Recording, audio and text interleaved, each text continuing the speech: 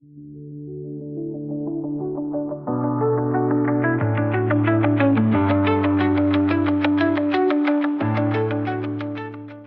இன்னைக்கு ஒரு காரியத்தை பேச வருகிறேன். பாகம் 3ல் என்னன்னா, இந்த பிசாசினுடைய கிரியைகள் என்ன அப்படின்னா, அவன் பகையை உண்டாக்குவான். எப்படி பாவத்தை செய்ய தூண்டுறானோ, எப்படி வியாதியை கொண்டு வருவானோ, அதே போல் பகையை உண்டு பண்ணுவான். பகை என்ன பாஸ்டர், பகையெல்லாம் ஒரு பெரிய விஷயமா? பகை ஒரு பெரிய விஷயமா நீங்கள் நினைக்கிறீங்க. ஆனால் பகை எவ்வளோ பெரிய விஷயம் தெரியுமா? ஒரு டீ கடை இருந்துச்சான். அந்த டீ கடையில் ஒரு பாட்டில் ஃபுல்லாக நல்ல பியூர் தேன் இருந்துச்சான். இந்த தேன் இருக்குது பார்த்தீங்களா, இந்த தேனை ஒரு பியூர் தேன், இந்த தேனை வச்சு எப்படி பிசாசு ஒரு பகையை ஒரு சண்டையை உண்டாக்குனா பாருங்க. எப்படி உண்டாக்குனான்னா, அதில் கொஞ்சோண்டு ஒரு சொட்டு எடுத்து கடைக்கு முன்னாடி தடவை விட்டான். என்ன பண்ணிட்டான்? கடைக்கு முன்னாடி தடவை விட்டாச்சு. இப்போ என்ன அப்படின்னா, இந்த தேன் அந்த ஒரு சொட்டை ஈயெல்லாம் முக்கிய ஆரம்பிச்சிருச்சு. என்ன ஆயிடுச்சு? ஈ முக்கிய ஆரம்பிச்சிருச்சு. ஈ மிச்சோடனே இந்த ஈயை பிடிக்கிறதுக்காக எல்லா பக்கத்தில் இருந்த பள்ளிகள் வர ஆரம்பிச்சிருச்சு. இந்த பள்ளி இந்த ஈயெல்லாம் பிடிக்கிறத பார்த்தோன்னே பூனைகள்லாம் என்ன பண்ணிச்சு தெரியுமா? பள்ளியை பிடிக்க வந்துருச்சு. உண்மையாலுமே எங்கள் ஜாக்கை பாருங்கள், அதோட வேலை என்ன தெரியுமா? பள்ளி பிடிக்கிறது தான். ஜாஸா? ஓ, இந்த ஜாக்கு இல்லை, அந்த ஜாஸு. அப்போ பாருங்கள், பூனை என்ன பண்ணுது? சரி, அந்த கடை வழியாக போயிட்டு இருந்த வேடன் என்ன பண்ணான்? இந்த வேட்டையாட போகிறவன் அவங்களாம் நாய் வளர்த்துருப்பாங்க. பூனையை பார்த்தோன்னே நாய் பாஞ்சு போய் பூனையை காலி பண்ணிடுச்சு. செல்லமாக வளர்த்த பூனை இந்த நாய் கடித்து கொதறி சாவடிச்சதை பார்த்தோன்னே கடைக்காரன் என்ன பண்ணிட்டான்? நாயை காலி பண்ணதை பார்த்தோன்னே வேட்டைக்காரன் கையிலே அம்பு வச்சுருந்தான், போட்டான் ஒரு போடு. பஞ்சாயத்து முடிஞ்சிச்சா? இப்போ உயிர் பலி ஏற்பட்டுருச்சு. இப்போ மேட்ரு என்னன்னா, இந்த செத்த கடைக்காரனுடைய உறவினர்லாம் ஒன்றா கூடி வந்து இவனை சாவடிச்சிட்டாங்க. அந்த ஊர் மக்கள்லாம் சேர்ந்து இந்த ஊரில் வந்து இந்த ஊரில் இருக்கிறவங்களெல்லாம். இப்போ மேட்ரு என்ன? ஒரு குட்டி தேன் சொட்டு, சின்ன பகை தானே நீங்கள் நினைப்பீங்க, சின்ன விஷயந்தானே நினைப்பீங்க. இது போய் பிசாசு என்ன கிரியை செஞ்சிட முடியும்னு நினைப்பீங்க. அநேக பெரிய பிரச்சனைகளுடைய ஆரம்பம்லாம் என்ன தெரியுமா? அதுதான் பிசாசோட தந்திரம். நான் சொல்கிறது எத்தனை பேருக்கு புரிஞ்சிச்சு தேவ பிள்ளைகளை? ஒரு ஆமேன்னு சொல்லுங்க. பிசாசின் கிரியைகள் ஜனங்களுக்குள்ளே பகையை உண்டாக்குவது. அவனுக்கு ஒத்துமையாக இருந்தால், சந்தோஷமாக இருந்தால், ஐக்கியமாக இருந்தால் பிடிக்கவே பிடிக்காது. அடுத்த நிமிஷம் அவன் மண்டை ஓட ஆரம்பிச்சிடும். ஆமென். வேதத்தில் நல்லா புரிஞ்சுக்கணும், உடன் பிறந்த சகோதரர்களுக்குள்ளேயே ஒரு பகையை கொண்டு வந்துட்டானே. அந்த பகையோட முடிவு கொலையில் முடிஞ்சிருச்சு. 1 யோவான் 3:12 சொல்லப்பட்டிருக்கு, பொல்லாங்கானால் என்னவா? பொல்லாங்கானால் உண்டாயிருந்து தன் சகோதரனை கொலை செய்த காயினை போல் இருக்க வேண்டாம். வசனம் சொல்லுது வேதத்தில், உடன் பிறந்த சகோதரர்களுக்குள்ள ஒரு பகையை கொண்டு வந்து அதை கொலையில் முடிச்சிட்டான். பொல்லாங்கினால் அல்ல, பொல்லாங்கானால். அப்படின்னா யார்? பிசாசானவனால் தன் சகோதரனை கொன்ன காயினை போல இருக்க வேண்டான். ஆமென். பிசாசின் கிரியை எப்படி ஒரு மனுஷனுக்குள்ள பகையை உண்டாக்குவது என்றால், அந்த வசனமே சொல்லுது, தன் கிரியைகள் பொல்லாதவைகளும் தன் சகோதரனுடைய கிரியைகள் நீதி உள்ளவைகளுமா இருந்தது நிமித்தம் தானே. நல்லா கவனிக்கணும். இப்போ ஏன் இங்கே பகை வந்துச்சு அப்படின்னா, அந்த வசனத்தினுடைய பிற்பகுதி சொல்லுது, தன் கிரியைகள் பொல்லாதவைகளும் தன் சகோதரனுடைய கிரியைகள் நீதி உள்ளவைகளுமா இருக்கிறது நிமித்தம் தானே. அப்போ காயினு ஆபேலை கொன்னுட்டான். கதை என்னன்னா, அவனுடைய கிரியை எப்படி இருக்கான்? பொல்லாங்கானாலாக இருந்ததுனால பொல்லாதவைகளாக இருந்துச்சு. ஆபேலுடைய கிரியை எப்படிப்பட்டதாக இருந்ததான்? நீதி உள்ளதாக இருந்ததான். நல்லா புரிஞ்சுக்கோங்க. நீதி உள்ளவர்களாய் நாம் இருந்தால் நமக்கு பகை வரும். பொல்லாங்கானவனால் பகை வரும். பொல்லாங்கானவனால் என்ன வருமா? பகை வரும். ஐயா, நீங்கள் உண்மை உள்ளவர்களாக இருந்தீங்கன்னா உங்களை உண்மையாக பொல்லாங்கானவன் என்ன பண்ணுவான்? உங்களை பகைப்பான். ஆமென். ஒரு அல்லேலூயா சொல்லுங்களேன், ஒரு அல்லேலூயா சொல்லுங்களேன். சரி, காயின் ஆபேல் பற்றி பேசுகிறோம். இந்த காயின் ஆபேல் ஏன் பகைத்தான்? ஒரு கேள்வி. ரெண்டாவது, எதனால் கொலை செஞ்சான்? ஒரு கேள்வி வைப்போம். ஆபேலை கொன்னான், எதனால் கொன்னான்? எதனால் பகைச்சான்? 2 பேர் பலி செலுத்தினாங்க. ஆபேலுடைய காணிக்கையை ஏற்றுக்கிட்டாரு, காயினுடைய காணிக்கை ஏற்றுக்கல, பொறாமையினால் கொன்னுட்டான். இப்போ ஆன்ட்டி சொன்னதுனால ஆன்ட்டிக்கு இன்னொரு கேள்வி. என்ன கேள்வி அப்படின்னா, ஏன் ஆபேலுடைய காணிக்கை ஆண்டவர் அங்கீகரித்தார், காயினுடைய காணிக்கை அங்கீகரிக்கலை? இது 2 பேரும் தானே காணிக்கை கொடுக்குறானுங்க, 2 பேருமே ஆண்டவரால் படைக்கப்பட்டவங்க தானே. ஏன் இவன் காணிக்கை அங்கீகரிக்கணும், அவன் காணிக்கை நிராகரிக்கணும்? சரி, அடுத்த கேள்வி. அடுத்து சூப்பர், வெரி குட். கரங்களை தட்டிடுவோமா? ஒன்றும் இல்லை, இந்த பஞ்சாயத்து ஆரம்பத்துலேருந்து கிறிஸ்தவத்தில் உள்ள பஞ்சாயத்துங்க. என்னன்னா, எதுக்கு காயினை ஆண்டவர் விட்டார்? ஏன் காயினுடைய என்ன பண்ணல, காணிக்கையை அங்கீகரிக்கலை? ஆபேலுடைய காணிக்கையை மட்டும் எடுத்துருவோமா? ஒரு நிமிஷத்துக்கு செலவு பண்ணலான்னு நினைக்கிறேன். நீங்கள் எடுக்க வேணாம், நான் சொல்லும் போது நீங்கள் எடுங்க. காயினுடைய காணிக்கை அங்கீகரிக்கலை, ஆபேலுடைய காணிக்கையை முதலாவது தேவன் அங்கீகரிக்கிறதுக்கான காரணம் என்ன தெரியுமா? ஆபேலுடைய காணிக்கையை எபிரேயர் 11வது அதிகாரம் 4வது வசனம். எபிரேயர் 11:4 எடுத்து டக்குன்னு கொஞ்சம் வாசிச்சிருங்களேன் நீங்களே. விசுவாசத்தினாலே ஆபேல் காயினுடைய பலியிலும் மேன்மையான பலியை தேவனுக்கு செலுத்தினான். அதனாலே அவன் நீதிமான் என்று சாட்சி பெற்றான். போதுமா? யார்கிட்ட சாட்சி பெற்றிருப்பான்? அப்போ முன்னாடி நான் வாச்ச வசனத்தில் தன் கிரியை பொல்லாதவைகளும் தன் சகோதரனுடைய கிரியில் நீதி உள்ளவமா இருக்கிறது தானே அப்படின்னானா, தேவனிடத்தில் அவன் சாட்சியை பெற்றுட்டான். என்னன்னு? நீதி உள்ளவன்னு. அதனால தான் முதல்ல அவனை காலி பண்ணுறதுக்கு ஒரு காரணமாக அமைஞ்சது அவனுடைய கிரியை. இவனுடைய கிரியை பொல்லாதது, அவனுடைய கிரியை விசுவாசத்தினாலே, அழகா சொல்லப்பட்டிருக்கு, விசுவாசத்தினாலே ஆபேல் காயினுடைய பலியிலும் மேன்மையான பலியை தேவனுக்கு செலுத்தினான். அதில் என்ன இருந்துச்சு? அந்த கிரியை எப்படி இருந்துச்சு 2 பேருக்கும்? அதனால அவன் நீதிமான் என்று சாட்சி பெற்றான். அவனுடைய காணிக்கையை குறித்து தேவனே சாட்சி கொடுத்தார். ஆமென், அல்லேலூயா. அவன் மரித்தும் இன்னும் பேசுகிறான். ஆமென், அல்லேலூயா. ஒரு ஆமென் சொல்லுங்க. 2வது காரியம், இன்னொரு விஷயம் நீங்கள் கவனிக்கணும். அப்படியே அந்த 4வது அதிகாரம் எடுப்போம். ஆதியாகமம் 4வது அதிகாரம் 3வது வசனம். சில நாள் சென்ற பின்பு, அதுக்கு முன்னாடி நீங்கள் இந்த 1லேருந்து வாசிங்களேன். ஆதாம் தன் மனைவியாகிய ஏவாளை அறிந்தான். அவள் கர்ப்பவதியாகி காயினை பெற்று கர்த்தரால் ஒரு மனுஷனை பெற்றேன் என்றால், பின்பு அவனுடைய சகோதரனாகிய ஆபேலை பெற்றாள். ஆபேல் ஆடுகளை மேய்க்கிறவனானான். காயின் நிலத்தை பயிரிடுகிறவனானான். சில நாள் சென்ற பின்பு காயின் நிலத்தின் கனிகளை கர்த்தருக்கு காணிக்கையாக கொண்டு வந்தான். ஆபேலும் தன் மந்தையின் தலையீற்றுகளிலும் அவைகளில் கொழுமையானவைகளிலும் சிலவற்றை கொண்டு வந்தான். ஆபேலையும் அவன் காணிக்கையையும் கர்த்தர் அங்கீகரித்தார். காயினையும் அவன் காணிக்கையையும் அவர் அங்கீகரிக்கவில்லை. போதும், நல்லா புரிஞ்சுக்கோங்க. இங்க பைபிள்ல சொல்லப்பட்டிருக்கு, காயின் நிலத்தின் கனியை கர்த்தருக்கு கொண்டு வந்தான். அவ்வளவுதான் வேர்டு. ஆனால் ஆபேலை பற்றி பேசும்போது என்ன சொல்லப்பட்டிருக்கு அப்படின்னா, ஆபேல் மந்தையின் தலையீற்றுகளிலும், அப்படின்னா முதன்மையானது, ஃபர்ஸ்ட் முதன்மையானது.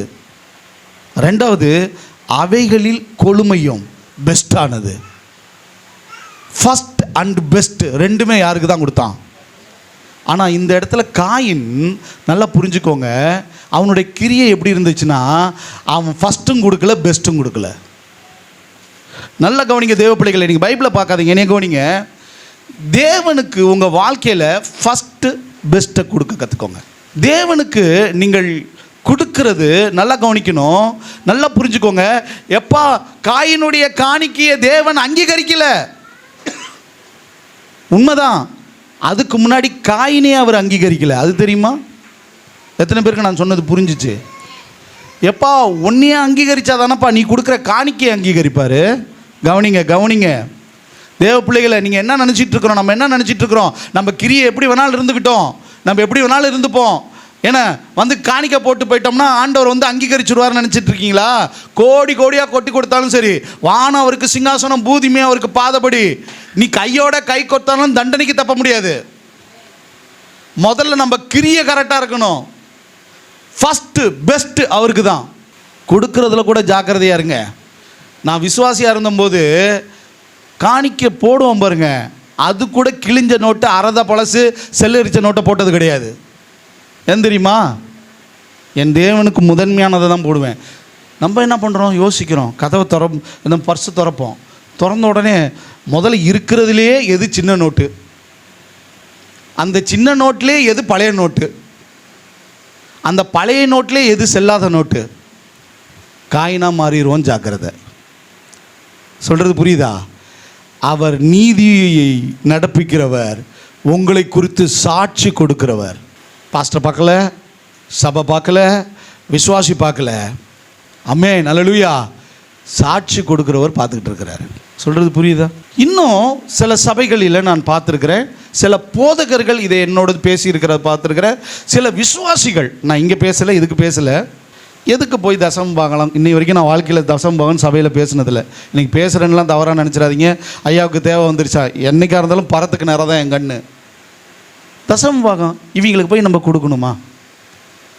நம்ம கஷ்டப்பட்டு சம்பாதிப்போம், நம்ம போய் தசமம் பாகம் கொடுக்கணும். இவங்க நல்ல காரில் போய்கிட்டு ஜாலியாக சாப்பிட்டுக்கிட்டு சுற்றிக்கிட்டு இருக்கிறதுக்கு, இவங்க அப்படி இப்படின்னு செலவு பண்ணுறதுக்கு. நல்லா புரிஞ்சுக்கோங்க, 6 நாள் உலகத்துக்கு வேலை செய்கிற உங்களையே ஆண்டவர் உயர்த்தும் போது கர்த்தருடைய பணியை செய்கிற கர்த்தருடைய ஊழியக்காரனை உயர்த்த மாட்டார்? அந்த நாட்களில் பிரதான ஆசாரியர்கள், நல்லா புரிஞ்சுக்கோங்க, தேவன் லேவி கோத்திரத்தை தெரிந்து கொண்டார், ஆசாரியர்களை வச்சுருந்தார். இவன் ஆடை செலுத்தணும், மாடை செலுத்தணும், எதை பலி செலுத்தணுன்னாலும் போய் பலி செலுத்த போகும்போது நல்லா புரிஞ்சுக்கோங்க, எதை 10ல் 1 பங்கு நியாயப்பிரமாணத்தின்படி கொடுக்க போனாலும் நல்லா புரிஞ்சுக்கோங்க, மொத்த பையில யாருக்கிட்ட வந்து கொடுக்க போகிறான்? ஆசாரியனா ஒரு நாளைக்கு 1 சாப்பிடுவானா? மிச்சதெல்லாம் இன்னும் சொல்லப்போனால் மற்றவங்களுடைய ஆசாரியர்களை தான் வசதியாக இருந்தாங்க. கரங்களை தட்டி கர்த்தருடைய நாமத்தை. தேவ ஊழியக்காரனை தேவன் ஆசீர்வதிச்சிருந்தார். சொல்கிறது புரியுதா? நான் சொல்கிறது புரியுதா? ரெண்டாவது தசம பாகம் அப்படின்னா அது பழைய ஏற்பாட்டு முறைமையாச்சு, 10ல் 1. அதுதான் ஆண்டவர் இந்த புதிய உடன்படிக்கைக்குள்ளே வந்துட்டோமே. இப்போ எதுக்கு நம்ம தசம பாகம்? தசம பாகம் நியாயப்பிரமாணத்தின் போது வரல. தேவன் ஆதாம் என்ன ஆபிரகாம் காயின் ஆபேல் காலத்தில் வந்துருச்சு. நியாயப்பிரமாணத்தில் இடைச்சொருகளாக வந்தது கிடையாது தசம பாகம். நியாயப்பிரமாணத்தை ஆண்டவர் விளக்குனார் ஒழிய, நல்லா புரிஞ்சுக்கோங்க, முறைமையை அவர் மாற்றலை. அன்பு தேவ பிள்ளைகளை, நீங்கள் இதுக்காக கொடுங்கன்றதுக்காக நான் மூச்சை போடல. நல்லா கவனிச்சுக்கணும். கொடுக்கறதுல பெஸ்ட்டு ஃபஸ்ட்டாக இருக்கணும். ஆமென் ஹல்லேலூயா. ஒரு ஆமென் சொல்லுங்களேன். ஏன் அவர் காணிக்கை அங்கீகரிக்க அப்படின்னா, அவன் இங்கே வசனம் சொல்லுது, சில நாட்களுக்கு பின்பு என்ன பண்ணானா? பயிர்களை சொல்லுங்களேன். ஒரு ஆமென் சிஸ்டர் வாசிங்களேன் மறுபடியும் அதே இடத்த. சில நாள் சென்ற பின்பு காயின் நிலத்தின் கனிகளை கர்த்தருக்கு காணிக்கையாக கொண்டு வந்தான்.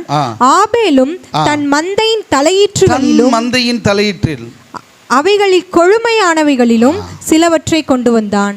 அவனுக்குள்ள விசுவாசமும் இல்லை, தேவனுக்கு ஃபஸ்ட்டானதை கொடுக்கணுன்ற எண்ணமும் இல்லை, பெஸ்ட்டானதை கொடுக்கணுன்ற எண்ணமும் இல்லை. அதோட ரொம்ப முக்கியமான ஒரு விஷயம், தொடர்ந்து அந்த 6வது வசனத்திலேருந்து வாசிங்க. அப்பொழுது கர்த்தர் காயினை நோக்கி, உனக்கு ஏன் எரிச்சல் உண்டாயிற்று? உன் முகநாடி ஏன் வேறுபட்டது? நீ நன்மை செய்தால் மேன்மை இல்லையோ? அப்பனா நல்லா புரிஞ்சுக்கோங்க, அவன் கிரியையிலையும் ஒழுங்கானவனா இல்லை. ஆமென் ஹல்லேலூயா. எப்படி ஆண்டவர் அங்கீகரிப்பார் காணிக்கையை? இன்றைக்கி நிறைய நினச்சிக்கிட்டு இருக்கிறோம், என்ன வேணாலும் செஞ்சிடலாம், எவ்வளோ பானம் வேணாலும் செஞ்சிடலாம், மொத்தமாக கொண்டு போய் உண்டியலில் இத்தனை லட்சம் அத்தனை கோடின்னு போட்டுட்டு வந்துட்டா, நிறையா கோடியெல்லாம் போய் போட்டால் லட்டு கிடைக்குது, சந்தோஷம்தான். என்ன கோடி கோடியாக கொட்டி கொடுத்தாலும் ஒன்றும் ஆக போகிறது, அந்த காணிக்கையெல்லாம் அங்கீகரிக்க போகிறது இல்லை. ஆமென். இங்கே வசனம் சொல்லுது, நீ நன்மை செய்தால் மேன்மை இல்லையோ. அதோட ஒரு முக்கியமான காரியம் அங்கே இருக்குது. என்ன தெரியுமா? அவர் சொல்கிறார், பாவம் வாசற்படி படுத்திருக்கும், அவன் ஆசை உன்னை பற்றி இருக்கும். யாருக்கு சொல்கிறது தெரியுமா? தேவன் காயினை பார்த்து சொல்கிறாரு, உன் தம்பி இருக்கான் பார் ஆபேல், நீ நன்மை செஞ்சினா அவன் ஆசை உன்னை பற்றி இருக்கும், நீ அவனை ஆண்டு கொள்வாய் என்றார். என்ன சொல்கிறார்னா, அவன் சின்னவன்டா, நீ தான் பெரிய ஆளு. அவனுடைய ஆசையை, அவனுடைய எதிர்பார்ப்பே, அவனுடைய விருப்பமே யார் கையை தான் பார்த்துருக்க போகுது? அவன் ஆசையை ஒன்னே தான் பார்த்துருக்க போகுது. நீ தான்டா அவனை ஆண்டு கொள்ள போறன்றாரு. ஆனால் மேட்ரு என்னன்னா, அதுக்கப்புறம் வயல்வெளியில் வச்சு அவனை கொண்டுட்டான். இங்கே மேட்ரு என்ன தெரியுமா? அவன் தேவனுடைய வார்த்தை இவ்விதமாய் சொல்லியும் அந்த வார்த்தைக்கு கீழ்ப்படியல. விசுவாசமும் இல்லை, கிரியையும் இல்லை, முதன்மையும் இல்லை, மேன்மையும் இல்லை, கீழ்ப்படிதலும் இல்லை. ஒரு நாளும் ஆண்டவர் ஆசீர்வதிக்க முடியாது. அப்போ தேவ பிள்ளைகளை, இந்த காலத்தில் நல்ல ஒன்றை புரிந்து கொள்ளணும். பிசாசானவன் அவனுடைய கிரியை என்ன தெரியுமா? நமக்குள்ளே என்னத்தை கொண்டு வருவான்? ஒரு சகோதரர்களுக்குள்ளே கொண்டு வந்துட்டானே. 1 யோவான் 3:13 பார்க்குறேன், என் சகோதரரே, உலகம் உங்களை பகைத்தால் ஆச்சரியப்படாதிருங்கள். உலகம் உங்களை பகைக்கும், ஏன்னா உலகம் பொல்லாங்கனுக்குள் இருக்கு. ஆமென். எனவே பகையை உண்டு பண்ணுகிறவன் யாரு? காயின்குள்ள பகையை உண்டு பண்ணவன் யாரு?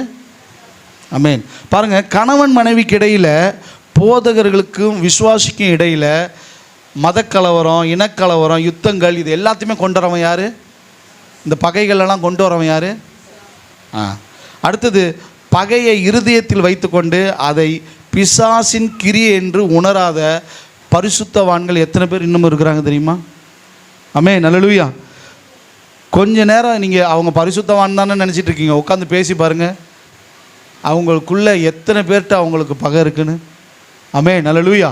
தேவ பிள்ளைகளை நல்லா புரிஞ்சுக்கணும். தேவ பிள்ளைகளுக்குள்ள அந்த பகையின் உணர்வு இருக்கக்கூடாது. இந்த பகையின் உணர்வை கொண்டு வருகிற பிசாசானவனுடைய கிரியைக்கு இடம் கொடுக்க, ஒரு பகை வரும்பொழுதே இயேசுவின் நாமத்தில் இந்த பகையை கொண்டு வருகிற பொல்லாத ஆவியை கட்டுகிறேன்னு சொல்லி ஜெபம் பண்ணுங்க. அதுக்கு தான் இவ்வளோ நேரம் நான் பேசிகிட்டு இருக்கிறேன். நீங்கள் பகைப்பீர்கள் என்று சொன்னால் அது தேவனுடையது அல்ல. அந்த கிரியை தேவனுடைய கிரியை அல்ல. காயினுக்குள்ள கொண்டு வந்த பகை முடிவு கொலை. ஆமென். காயினுக்குள்ள கொண்டு வந்திருந்த பகை முடிவு அவன் அங்கீகரிக்கப்படாதவனாய் மாறினான். தேவ பிள்ளைகளே, இந்த பகை தேவன் உங்களை அங்கீகரிக்காத ஒரு நபராய் நீங்கள் மாறிவிடாதபடி ஜாக்கிரதையா இருங்க. யாரு கூடயும் பகை பாராட்டாதீங்க, யாரு கூடயும் விரோதம் பாராட்டாதீங்க. உங்கள் உயிரை கொல்ல நினச்சவனுக்கு ஒரு நாள் என்ன பண்ணாதீங்க. உயிரை கொல்ல நினச்சவன் ஒருத்தவன் இருக்கிறான், யார் தெரியுமா? காட்டி கொடுத்தவன். காட்டி கொடுத்தவனை ஆண்டவர் என்ன சொன்னார்? நான் சொல்கிறது புரியுதா? காட்டி கொடுத்தவனை, உயிரை கொல்ல நினச்சவனுக்கு அவர் சொன்ன வார்த்தை என்ன தெரியுமா? சிநேகிதனே. இந்த மென்டாலிட்டி உங்களுக்குள்ளே வந்துட்டா நீங்கள் நல்லா புரிஞ்சுக்கோங்க, நீதிமான்கள். கரங்களை தட்டி, நீங்கள் ஆபேலை போல் நீதிமான்கள். நான் ஒரு காரியத்தை சொல்ல விரும்புகிறேன். நேற்றுக்கு ஆண்டிக்கிட்ட பேசிகிட்டு இருந்தேன், சர்ச்சில். நேற்றுக்கு ஆராதனை முடிஞ்சதோட பேசிகிட்டு இருந்தேன் ராணி ஆண்டிக்கிட்ட. ஃபோனில் பேசிகிட்டு இருந்தானா என்னன்னு எனக்கு சரியாக நினைவில் இல்லை. அப்போ அங்கிளை பற்றி, அங்கிளுக்கு அந்த செக்யூரிட்டி கார்டாக இருக்கிறாங்க.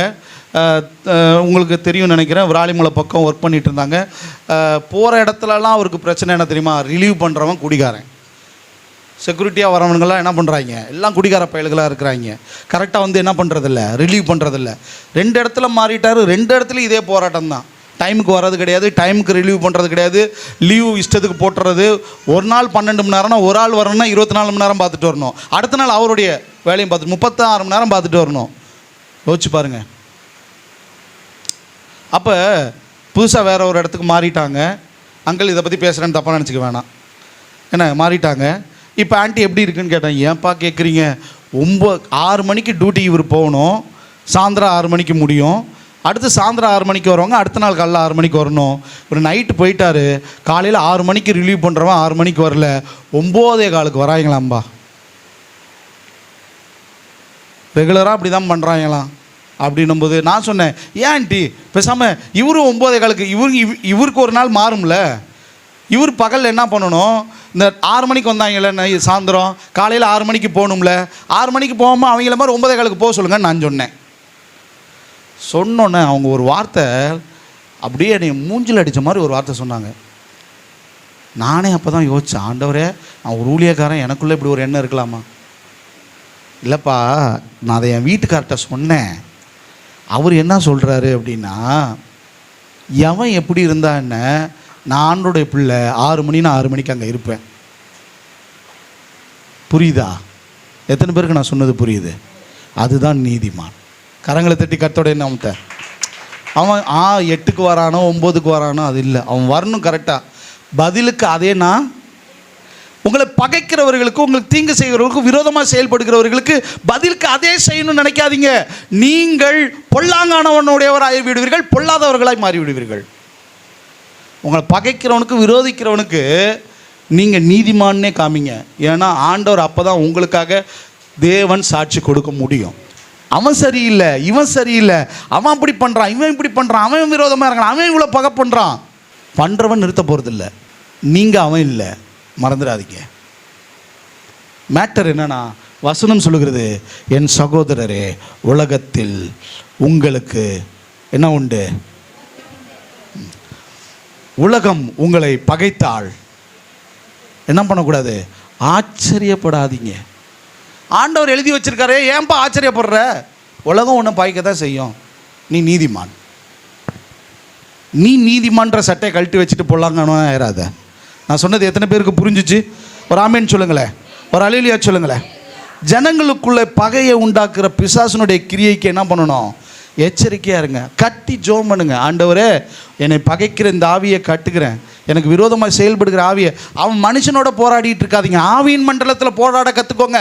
அதுக்கு தான் பிசாசை எதிர்த்து நில்லுங்கன்னு சொல்கிறேன். பிசாசு வந்து நேராக கையை பிடிச்சி உங்களோட சண்டை போடுறதில்ல, துப்பாக்கி வச்சு சண்டை போடுறதில்ல, கத்தியை வச்சு சண்டை போடல. அவன் ஆவியின் மண்டலத்தில் கிரியை செய்கிறான்.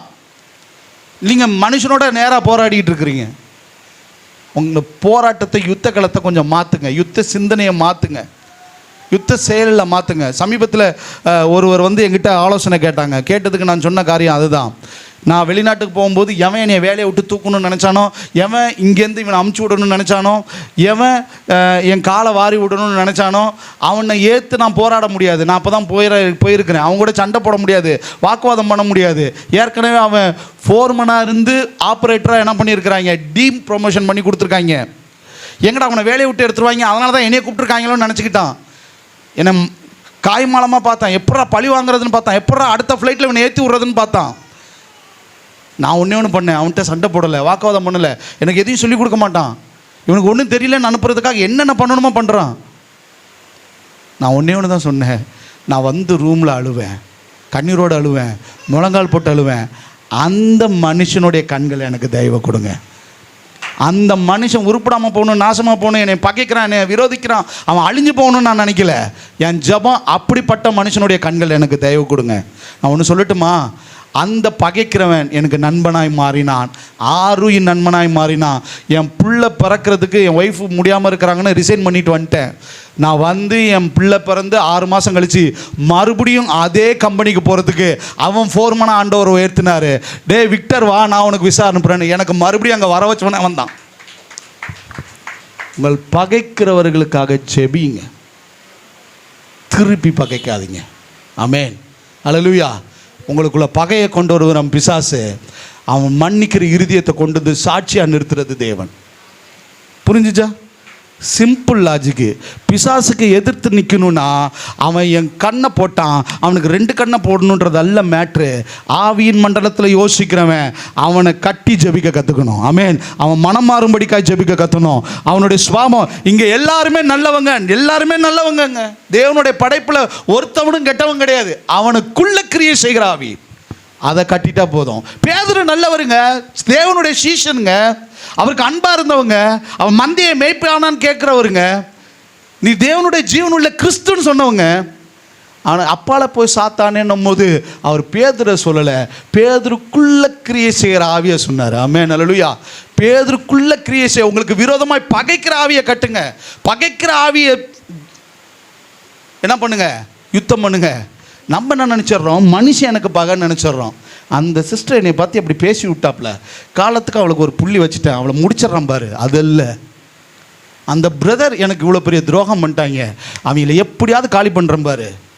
அது இல்லை, அது இல்லை நீதிமானுடைய சாட்சி. அது இல்லை தேவனுடைய, எனக்கு பகைச்சான் பாரு, அவன் ஆண்டவர் ஒன்றும் இல்லாமல் பண்ணிட்டாரு. அப்படி ஒரு ஜெபம் பண்ணிடாதீங்க. உங்களுக்காக யுத்தம் பண்ணி ஒருத்தவனை காலி பண்ணணும்னு நினச்சாருன்னா அதை அவர் பண்ணிட்டு போயிடும். அந்த ஐடியாவை அவருக்கு நம்ம கொடுக்கக்கூடாது. நான் சொல்கிறது புரியுதா? ஆமென், அல்லேலூயா. ஆண்டவரே, அந்த மனுஷனுடைய கண்களில் தயவை கொடுங்க, அந்த மனுஷனை மாற்றுங்க, அந்த மனுஷனுடைய சிந்தையை மாற்றுங்க. அந்த மனுஷனுக்குள்ள எனக்கு விரோதமாக பகையை உண்டு பண்ணுகிற ஆவியை இயேசுவின் நாமத்தில் கட்டுங்க. ஆமென், அல்லேலூயா. அதுதான் பிசாசுக்கு எதிர்த்து நிற்கிறது. பிசாசு நம்ம மனுஷனுக்கு, அதாவது கருத்து வேறுபாடை, கருத்து வெறுப்பை மனித வெறுப்பாக மாற்றி விட்டுவிட்டு அவன் மனுஷனை பொறுத்து நம்மளை என்ன பண்ண வச்சிட்றான். அவன் ஆவியின் மண்டலத்தில் ஜெயிச்சுட்டு போயிட்டான்.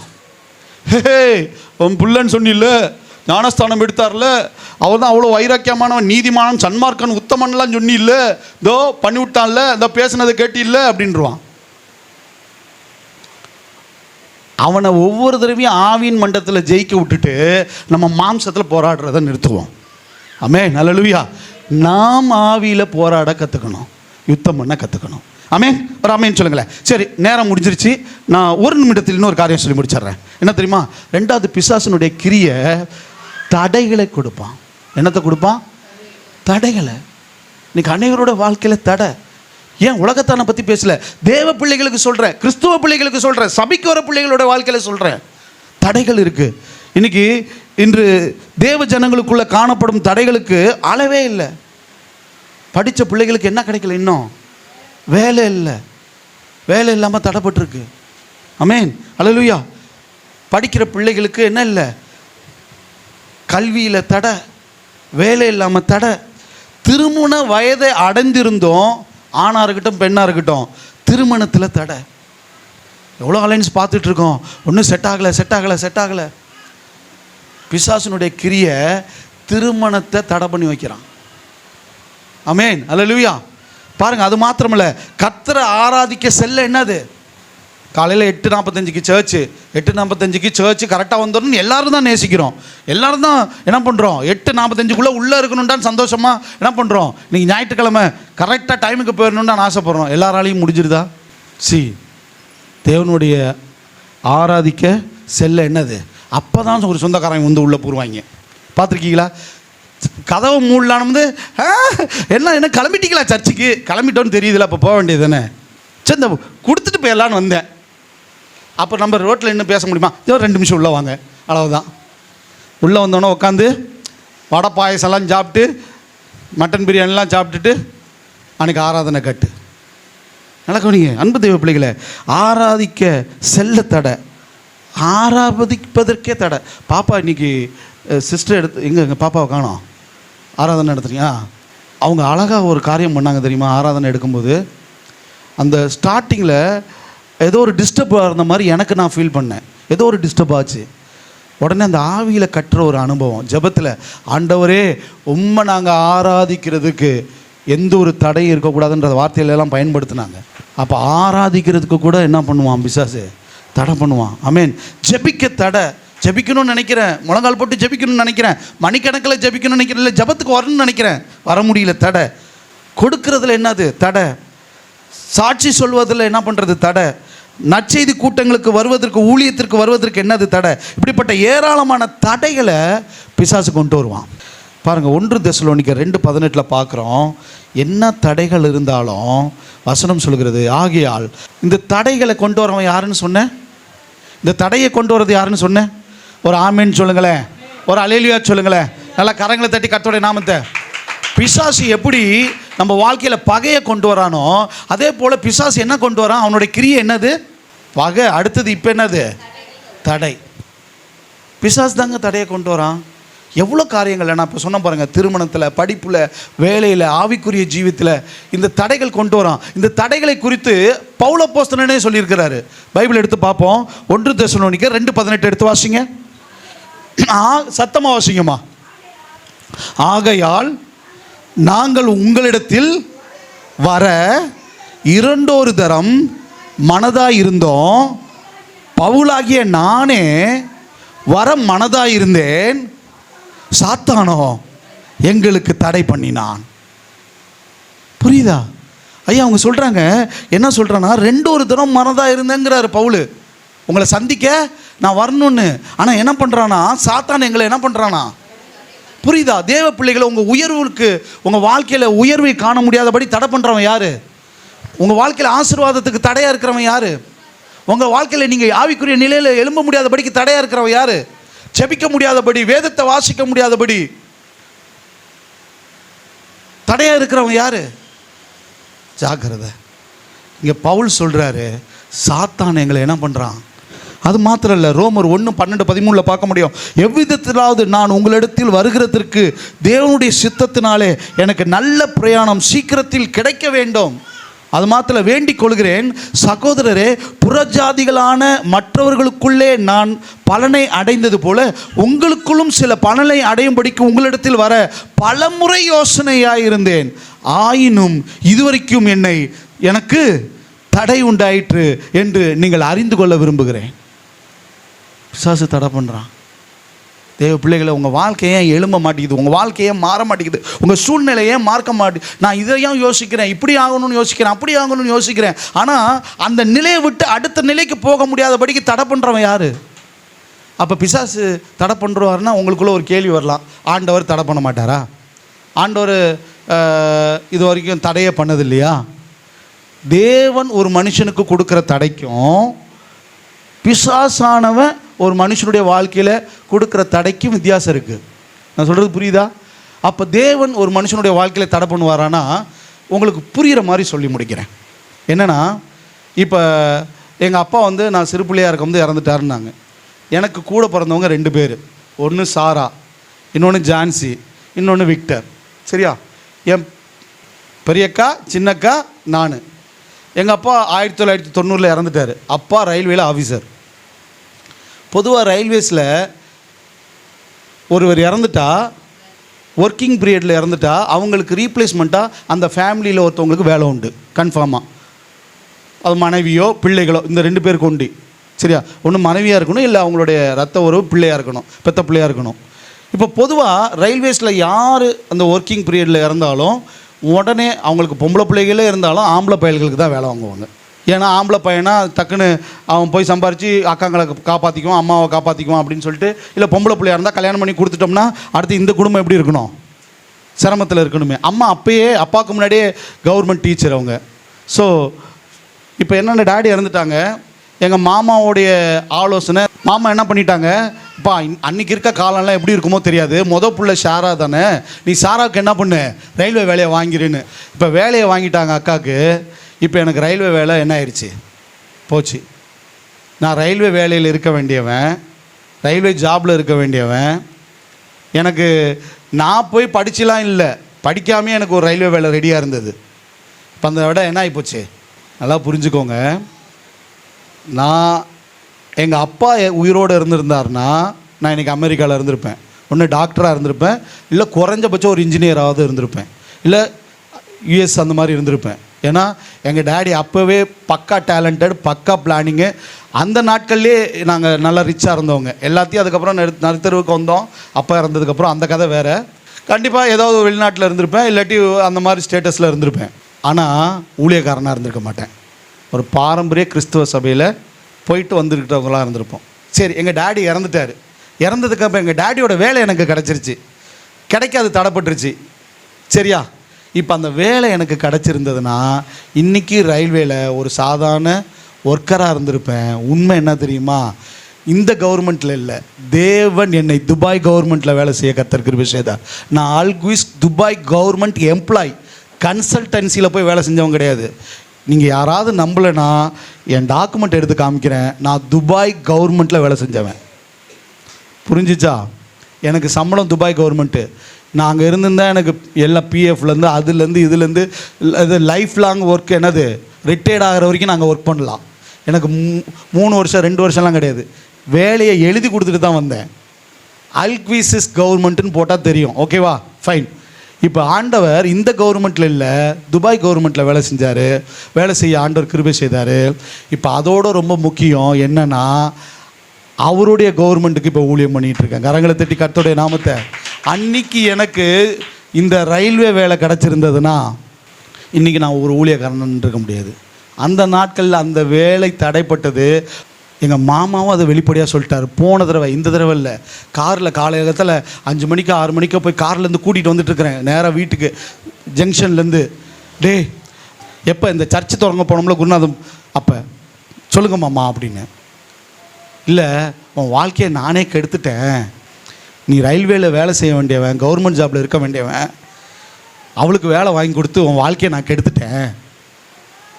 ஆனால் இப்போ எனக்கு சந்தோஷமாக இருக்குது, 3வது சபையை நீ ஓப்பன் பண்ணும்போது நீ தேவனுடைய ராஜ்யத்திற்கென்று உழைக்க தான் ஆண்டவர் அந்த நாட்கள் அதை தடை பண்ணி போட்டார். எங்கள் மாம்ஸ் வாயை மூடிக்கிட்டு இருந்திருந்தாருன்னா இன்றைக்கி நான் ரயில்வேக்குள்ளே இருந்திருப்பேன். இன்றைக்கி நான் தேவனுடைய ராஜ்யத்தின் பிரதிநிதியாக நின்றுக்க முடியாது. அப்போ தேவன் ஒரு மனுஷனுடைய வாழ்க்கையில் தடையை கொண்டு வருவார்னா அதை விட மேன்மையான ஆசீர்வாதத்துக்காக. பிசாசு ஒரு மனுஷனுடைய வாழ்க்கையில் தடையை கொண்டு வருவானா அவனை தரமட்டமாக்கி நாசமாக்குறதுக்கு. தேவ பிள்ளைகளே, எத்தனை பேருக்கு புரிஞ்சிச்சு? சரி, இன்னொரு காரியம், நான் இப்போ இந்த பிரசங்கத்துக்கு இல்லையா, அதெல்லாம் விட்டுறேன். அப்போ இன்னொரு காரியம், உங்களுக்கு இப்போ ஆண்டவர் தடையை கொண்டு வந்தார், அது தேவ நன்மைக்காக இருந்தது. தேவன் வியாதியை அனுமதிச்சார், அது தேவநாம மகிமைக்கென்று இருந்தது. புரியுதா? அதே போல் இந்த கேள்வி யாருமே ஏன் கேட்கல? நான் ஃபஸ்ட்டு என்ன சொன்னேன்? பிசாசனுடைய கிரியையில் ஃபஸ்ட்டு என்ன சொன்னேன்? பகையை. சரி, பிசாசானவன் பகையை உண்டு பண்ணுவான்னு நிறைய எக்ஸ்ப்ளனேஷன் கொடுத்தேன். அதெல்லாம் ஜாக்கிரதையாக இருக்குன்னு சொன்னேன். ஆண்டவர் பகையை உண்டு பண்ண மாட்டாரா? ஆகைய ஆண்டவர் பகையை உண்டு பண்ணுவாருன்றவங்க கரங்களை உயர்த்துங்க. ஆண்டவர் பகையை உண்டு பண்ணவே மாட்டாருன்றவங்க கரங்களை உயர்த்துங்க பார்ப்போம். எடுங்க, வாசிங்க, டக்குன்னு அதை வாசிச்சு போய் முடிச்சிடலாம். ஆதியாகமம் 3வது அதிகாரம் 13வது வசனம்னு நினைக்கிறேன். உனக்கும் ஸ்திரீக்கும் உன் வித்துக்கும் அவள் வித்துக்கும் பகை உண்டாக்குவேன். அவர் 15 வாசிங்க, நல்ல சத்தமா வாசிங்க. உனக்கும் ஸ்திரீக்கும் உன் வித்துக்கும் அவள் வித்துக்கும் பகை உண்டாக்குவேன். யார் உண்டாக்குவாரு? யார் உண்டாக்குவேன்னாரு? தேவனும் பகையை உண்டாக்குவார். தேவன் பகையை உண்டாக்குனதுக்கு காரணம் என்ன தெரியுமா? அவன் சாத்தானுக்கும் ஸ்திரீக்குன்றதை விட ரொம்ப கவனிக்கணும், வஞ்சிக்கப்பட்ட மிருகமாகிய சர்ப்பம் முதல்ல வஞ்சிக்கப்பட்டுச்சு. அதுக்கப்புறம் தான் அது என்ன பண்ணுது? ஸ்திரீயை வஞ்சிக்குது. வஞ்சிக்கப்பட்ட சர்ப்பம் அந்த பெரிய பாம்பாகிய வலு சர்ப்பத்துக்கு கீழ்ப்படிந்ததுனால அந்த உயிரினத்துக்கும் மனுஷனுக்கும் பகையை உண்டாக்குனார். நான் சொல்கிறது புரியுதா? அந்த உயிரினத்துக்கும் மனுஷனுக்கும் பகை. சொல்கிறது புரியுதா? ஒரு ஆமேன்னு சொல்லுங்கள். அவர் படைச்சதில் எல்லாமே நல்லதுன்னு தானே கண்டார். சர்ப்பமும் நல்லதுன்னு தான் கண்டார். இப்போ தம்முடைய சாலை தம்முடைய ரூபமாக உண்டாக்கப்பட்ட மனுஷன் வீழ்ச்சிக்கு இது காரணமானதுனால இதுவும் வீழ்ந்து அவனையும் கெடுத்ததுனால இந்த மிருகத்துக்கு தான் என்னது?